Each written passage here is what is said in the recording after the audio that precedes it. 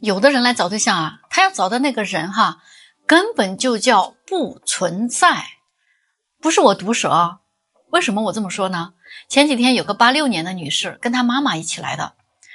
她可是直接把我给搞崩溃了。她妈妈先跟我说哈，女儿现在还单身啊，就是很着急了，马上就40岁的人了，还没有个正经男朋友在交往，现在亲戚朋友们介绍的也很少了，所以呢才过来找我的。她女儿一直看着手机，不太配合的表情，让人很无语啊。而且还说自己没那么着急，就是她妈妈着急，自己是不想将就找一个的。而且呢，她对自己的颜值啊非常的自信，说自己显得特别年轻，生活中甚至有比她小很多的男生追求她。其实我看她长得并没有她想象中那么年轻，还是有一些岁月痕迹的。我看这是滤镜美颜啊，看多了哈。那我就问她，那你自己想找个什么样的呀？她说当然要找个自己喜欢的了。其实哈，她自身条件还不错，父母都是大学老师，她自己呢也是海外留学的硕士，北京人，有房子有车，在国企工作很稳定。她的要求就是喜欢180以上的男士啊，学历跟自己差不多，家庭条件也得门当户对的，有房子有车。但是呢，她只找国企、央企体制内或者公务员。我一听她这么说哈，我就想起一个男士。于是呢，我就跟他说了一下情况。男士呢是78年的，是个公务员，身高1.83米，有2套房产，学历家境都不错，还是离异未育的情况。他觉得可以，于是呢，母女俩就商量了半天啊，就问我了，那这个男士他们这种单位是不是不让出国的呀？家属也一样。我说是的，他们这种单位的话，这方面要求是很严格的，不能随意出去的。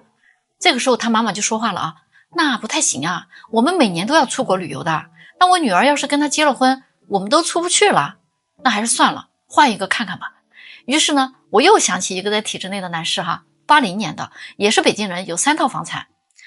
离异，孩子跟着前妻，在体制内，但不是公务员。这个女儿马上就关心这个男士在单位是什么职位的。我说他就是个科员，没啥职级的。他又不满意了啊，说那不行，他都40多岁了，还是个普通职位，那得多不上进啊，能力得多差呀，而且还是个离异的。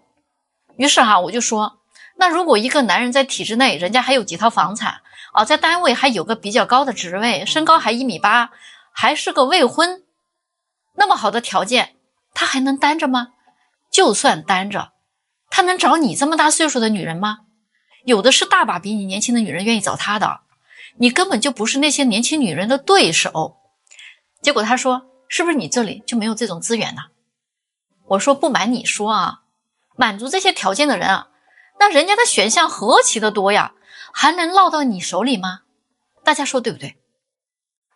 有没有发现哈，为什么现在有很多的男性哈，在相亲的时候呢，总是着急速战速决？其实这是因为啊，他们的目标很明确。大多数男人呢喜欢踢足球嘛，虽然在相亲当中确实是男士啊更主动啊，他们会主动聊天，主动约见面，去主动推进关系。对男生来说呢，很快就能确定自己是否喜欢一个女生的。但是女生不一样啊，她们需要花很长的时间来确定自己是不是喜欢对方，再用一段时间确认对方是不是真心喜欢他们。结果呢，一开始男生都很积极哈，但是过了一段时间之后啊，男生看不到什么希望，他干脆就放弃了。而往往这个时候呢，女生才刚刚开始觉得可以再深入了解一下，可惜呢，已经晚了。女生喜欢追求的过程，而男生呢，喜欢追求效率。如果合适，咱就继续；不合适啊，我们就赶紧下一个，没有必要浪费彼此的感情和时间的。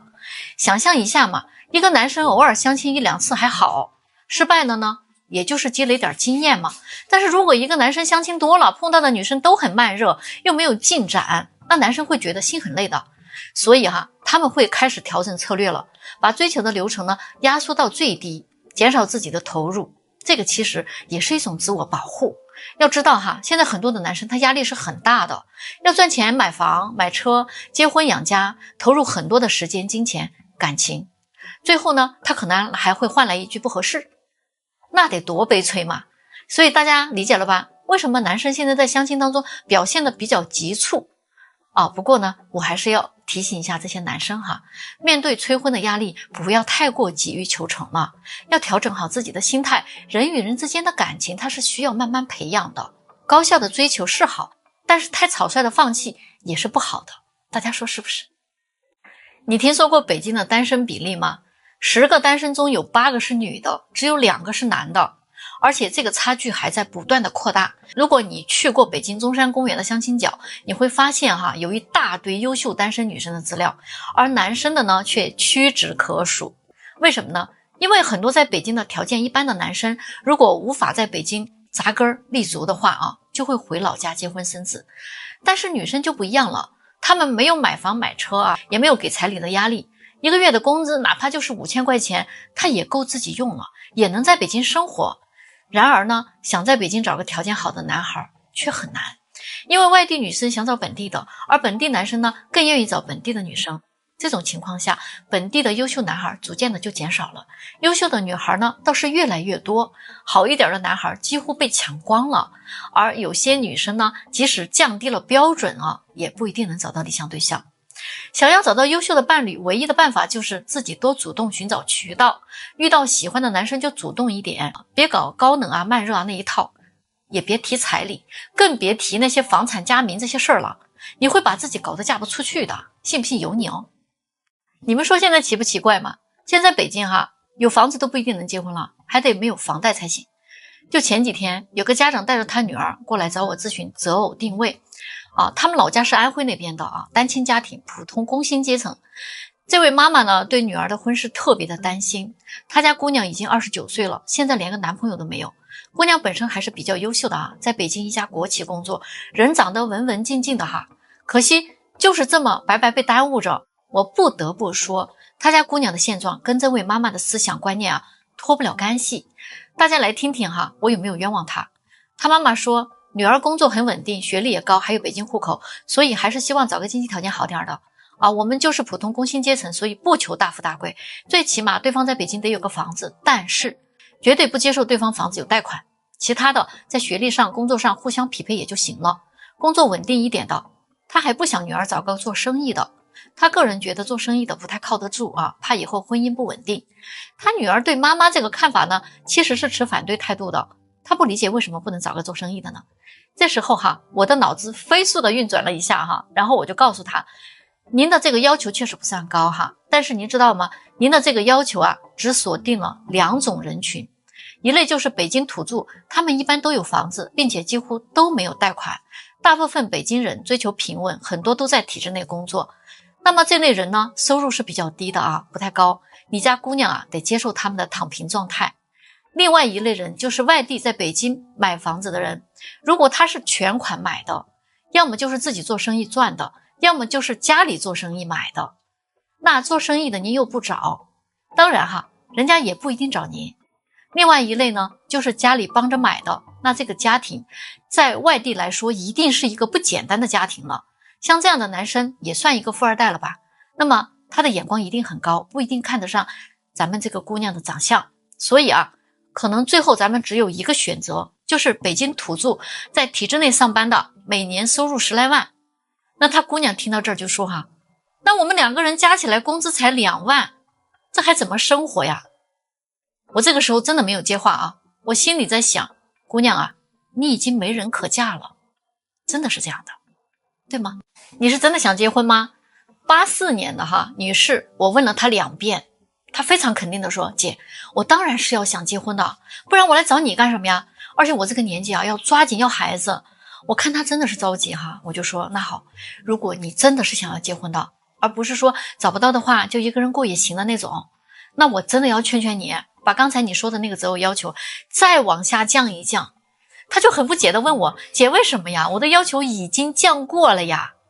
您看我40岁，我能接受到48岁，我身高1.65米，我能接受到1.7米，我是硕士学历，我能接受对方是本科，我工作很稳定，我能接受对方在私企打工。如果在体制内可以接受收入低的，但是房子最好有2套，我自己呢也是有房子的。如果对方在私企打工，那收入得比我高一点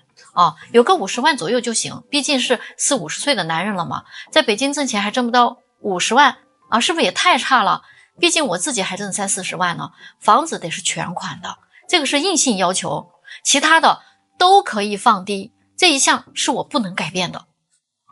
我都觉得自己只剩下这一个要求了，这还算高吗？于是我就反问他了啊，亲爱的，你换位思考一下，假定你是这个男的，你45岁，在北京有2套房子啊，或者呢自己有全款的房子，收入在50万，那这个时候啊，你会选择一个40岁的女人吗？他居然说为什么不能呢？我说哈，你知道吗？这样的条件的男人，他如果想找一个20多岁、30来岁的姑娘，可能是有点费劲的，但是呢，他却是那些30岁到35岁之间的女生争抢的对象啊。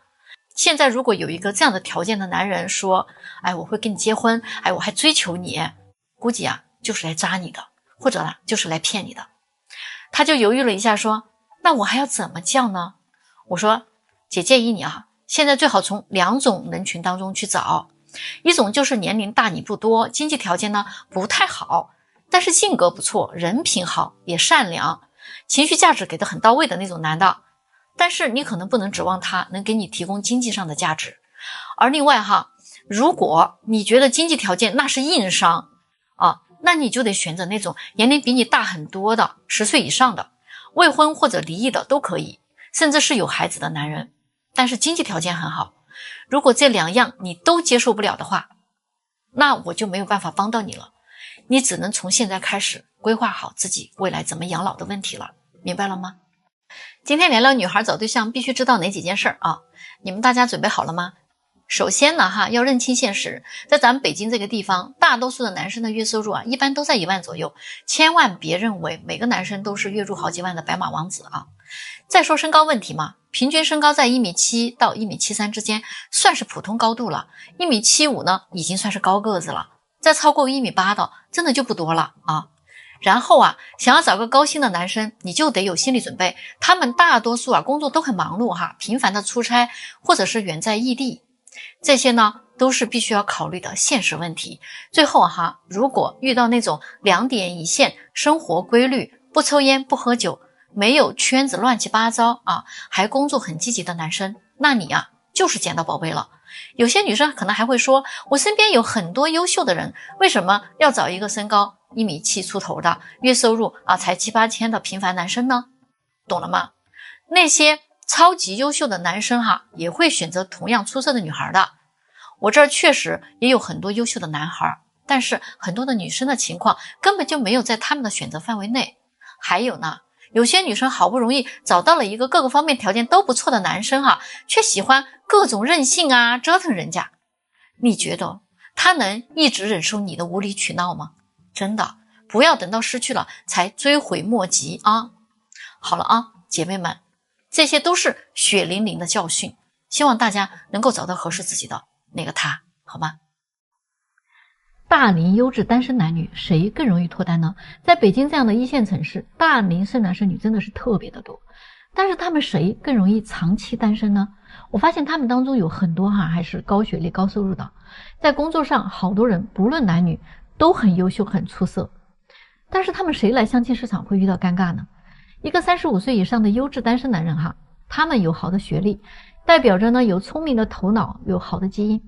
他们有高的收入呢，代表着他们有能力给予一个家庭富足的经济来源，让家人能有安全感。社会赋予一个男人在家庭当中的使命，他们是可以胜任的，所以他们被称为优质大龄单身男人其实是无可厚非的。他们确实具备相亲市场对男士优秀的定义，往往他们一出来相亲就被很多女生围堵上至35岁下至20岁的女人都把眼光集中在他们身上。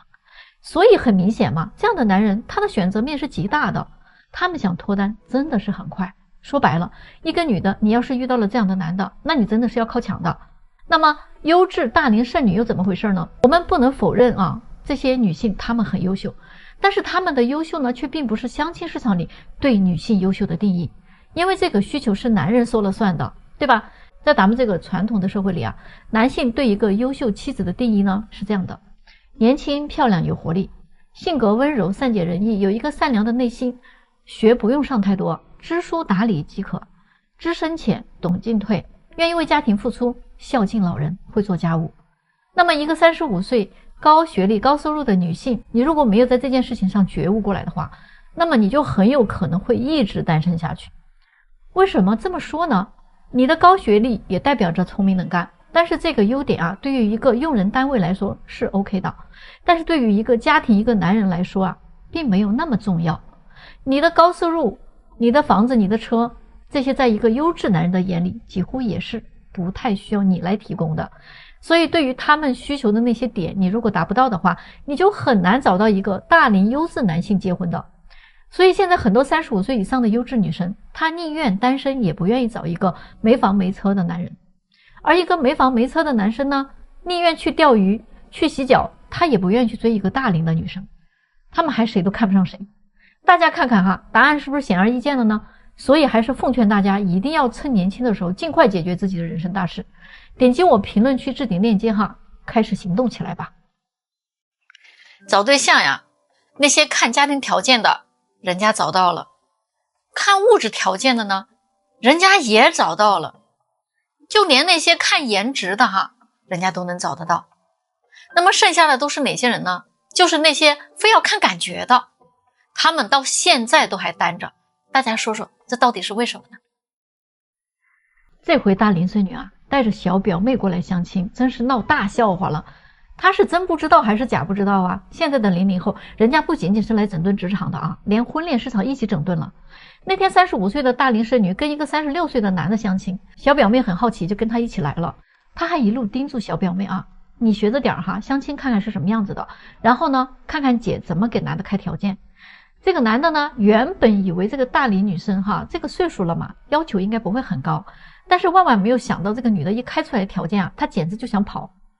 女的一开口就说哈，我虽然35岁了，但是人家都说我看上去也就25岁左右，我父母呢都是高级知识分子哈，要求男方收入是100万以上，婚后生完孩子呢得过户一套房产给我。他觉得这个要求不过分，比那些婚前要求房产加名的女的强多了。婚后男方的收入一定要透明，并且80%以上都得交给他来管理。说完这些之后啊，男的就说，那我其实呢倒不是经济状况有多大问题，只不过我要是为了娶你这样的岁数的女的回去啊，我还需要花这么多钱，这么大费周章的，那我没有这个必要呀，我娶个比你小10岁的也没有问题。你都30多岁了，还不能懂得站在男人的角度思考问题吗？这个时候这女的马上就接过话来说哈，我35岁不算太老吧，不管怎么说啊，我还是未婚的，而且呢，现在大家都晚婚，40多岁没有结婚的人大把的是，这有什么好奇怪的？很正常呀，我还算年轻的呢。再说了，你不也已经36、7了吗？你自己不也是大龄生男吗？怎么就只允许你们男的年龄大了找个小姑娘，就不允许我们给你们提个条件呢？男的说，问题就是我们男的年龄大了，我们找个小姑娘，我们找得到啊，但是你们年龄大了，要想一个男人花大价钱把你娶回去，那就有点难了。这女的就很不服，说，那你可真是痴人说梦了。来，我身边就坐了个00后，你问问他啊，就刚才你提的那个条件，你要是能办得到的话，看看他愿不愿意跟你走。结果令大龄剩女万万没有想到的是哈，这个00后的小表妹看了他一眼说，姐，如果他能满足以上条件，我还真愿意。你看看，这个就是现状哈，00后已经快马加鞭的融入到相亲市场了。点击我评论区置顶链接，里面多的是00后的女孩。今天我可能要打破某些人的幻想了，都来相亲了，还整天的啊，希望相亲对象能来追求自己。其实你都已经走到相亲这一步了，咱就应该务实一点了。我干了这么多年的红娘了啊，我就给你们啊说几点干货，避坑。第一，如果一个人很会制造浪漫，很会追求异性，那么他几乎就不可能走到相亲这一步了。